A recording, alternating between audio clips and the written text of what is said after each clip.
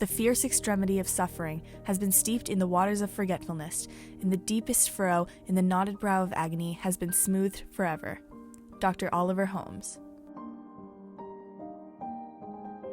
The largest advancements in human history have been those in the medical field. From the discovery of soap to the development of vaccines, these inventions have furthered society by increasing life expectancies and decreasing fatalities caused by malpractice. One such innovation involves invasive surgery, a critical practice in both ancient and modern healthcare. Health organizations and medical research continuously aspire to make medicine and surgical procedures safer, pioneering new methods to prevent infection, make for faster recoveries, and most significantly, reduce pain levels before, during, and after operations. The most controversial yet groundbreaking discovery during the height of the era of reform was demonstrated at Massachusetts General Hospital on October 16, 1846. A way to stop pain to complete surgery, a compound called ether. Nowadays, the term anesthesia is used in place of ether, a Greek term coined by Oliver Holmes Sr. meaning numbness.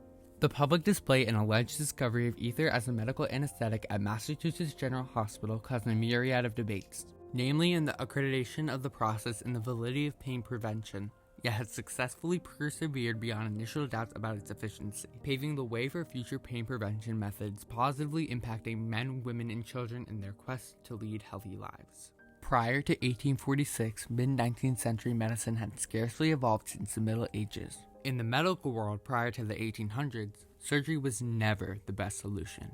Unresearched practices of wood biting, bee stinging, and screaming were common remedies to aid in surgery. Moreover, soap was irregularly used, and untrained barber surgeons often left their patients brutally wounded or dead. An 1824 account of a patient at London's Guy's and St. Thomas's Hospital outlines how he was feverishly heated and frequently very much exhausted by his previous sufferings, and how every additional moment that he continues under the torture of the different instruments diminishes the chance of his success and increases the danger of his life. Surgery was horrifying, and it needed to change.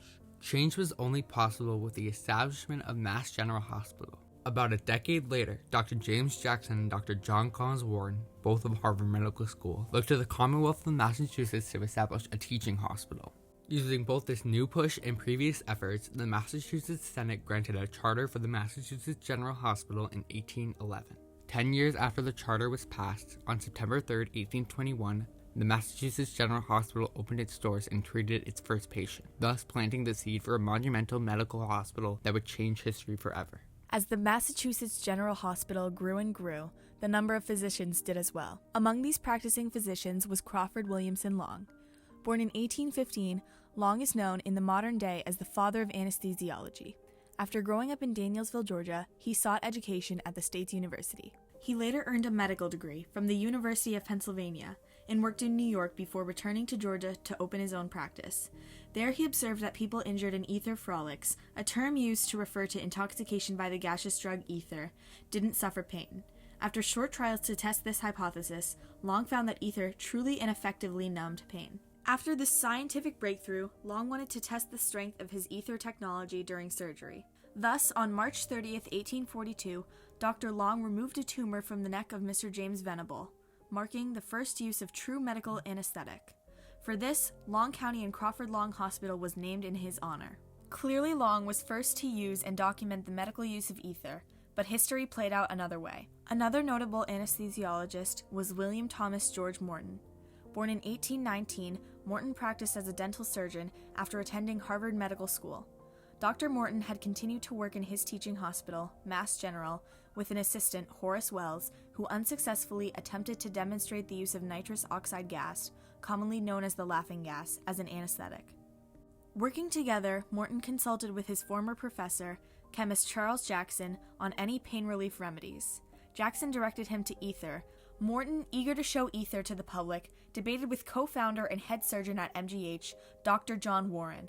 Morton and Warren agreed to schedule a procedure for the 16th of October, 1846, as long as Morton performed with aid of Henry Jacob Bigelow. The Bullfinch Building, MGH's surgical amphitheater, would hold this display. As Gilbert Abbott, their tumorous patient Morton and Bigelow, entered the filled room, all eyes were on the three. Morton gave the all set and the gaseous ether was provided to Abbott. Moments later, the removal of Abbott's tumor began. The first public display of ether had been completed. After Morton's public display, large media outlets started to print the news, and the events were inscribed in medical journals. The Boston community and Mass General Hospital unofficially renamed the Bulfinch building the Ether Dome.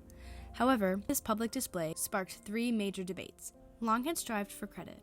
Obviously, Dr. Long used ether as an anesthetic 4 years prior to Morton's display. Despite this, Long had not published his finding until 1849, 7 years after the original trial and 3 years after Morton's demonstration. By the time Long had revealed his information, Mass General had relished in its accomplishments and medicine had been changed in the name of Morton. Due to this divine power Morton and Mass General held in the medical community, their original publication of public ether use stands. Long himself is still granted large praise for his accomplishments, and a statue of him stands in Statuary Hall, where he represents Georgia as a leader in medical technology. On top of Long's crediting debate, another emerged as well. Morton had worked with his old colleague Charles Jackson in the research on ether and its effects. After Morton's display in 1846, he garnered most credit. Jackson furiously responded to these claims, calling Morton a swindler, and attempted to tarnish his reputation. Whilst international medical institutions praised both Morton and Jackson, Dr. Morton would only accept recognition if his name was the only one written. He even denied a 5,000 franc prize from the French medical institution strictly because Jackson was credited as well. The famous American author Mark Twain even wrote, "The monument is made of hardy material, but the lie it tells will outlast it 1,000,000 years," in regards to the claims made by Morton and Mass General. Beyond dissension regarding historical credit, a striking ethical crisis emerged from the development of ether, causing another medical debate. Doctors not only around the country but around the world debated on the welfare of ether and its effects on the human body. On one side, championed by Morton and his colleagues, surgeons viewed ether and anesthesia as a medical miracle. It has definitely helped with patient care. It's improved, as far as them being able to tolerate longer surgeries when required. The ability to stop pain was an unprecedented discovery that would successfully begin a new age of medical technology. On the contrary, other doctors questioned ether and its safety. Professionals argued that pain was a necessity for surgery. It could indicate wrongdoings and imperfections. Despite these skeptics, ether grew and spread like wildfire, engulfing the medical world. It was then adapted and revised to last longer and have stronger effects. Thus, anesthetic development moved towards the forefront of medical innovation. The concept that humans no longer had to feel pain when undergoing operations or other surgical procedures should seemingly have no dissension. Nevertheless, doctors continued to debate the efficiency of ether as an anesthetic beyond the trials given for adult men and women.